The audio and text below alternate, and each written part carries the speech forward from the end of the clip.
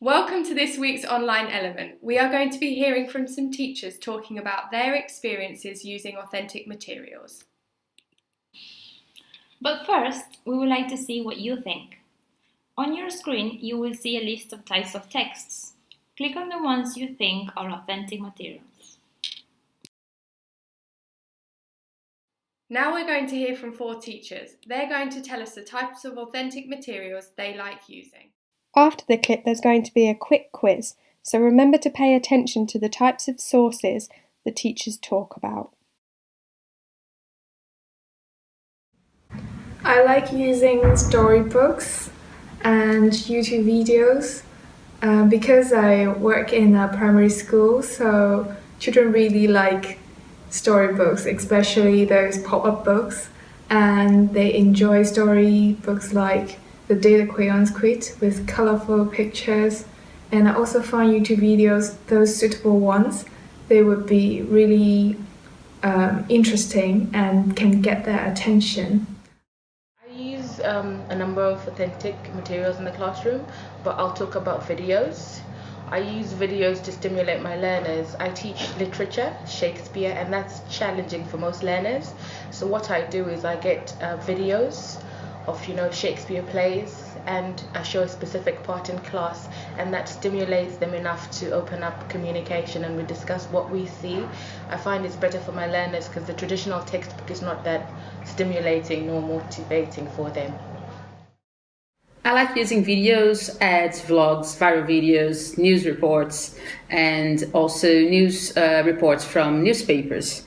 I like using them because I think they're engaging and they provide authentic language for the students, and also they give students opportunity to be exposed to different varieties of English other than just the standardized English, and they can listen to different accents.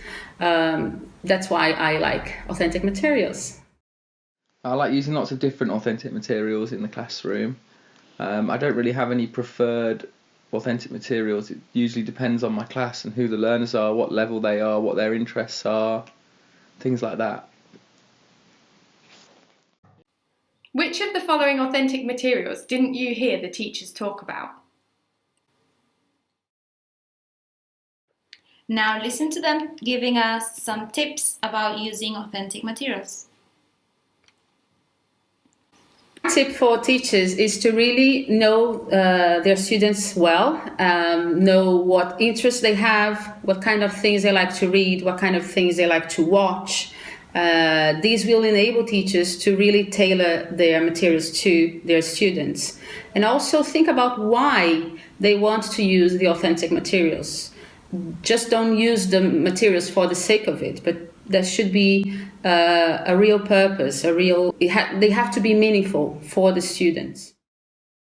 Do a little bit of research about where you're getting the material from. You might find something that's really perfect for your learners' interests, but actually the ideologies that are underpinning the text may not be suitable, or ideologies that you agree with or that they agree with. So make sure that you look into that, and that can also be something that's exploited in the classroom as well. If the materials are from a source that you don't think is a particularly good source, but the actual material is good, then use that as a discussion point in the class. Get the students to discover where it came from and why it might be a bit controversial, and get them to talk about that. We have to be careful about what learning objectives we have for that specific lesson or for that specific unit, because sometimes you may have to provide some more input for children, and those learning objectives may not be achieved by authentic materials. Not because they're not good, but maybe they are too difficult. The tip I would give is to consider the context in which they're using the materials. I think that's really key. The age of the learners and how they're using the material to supplement their teaching. I think it's very important to consider all those factors. Now that you've watched the video, we would like you to choose the best sentence to summarize the ideas the teachers shared.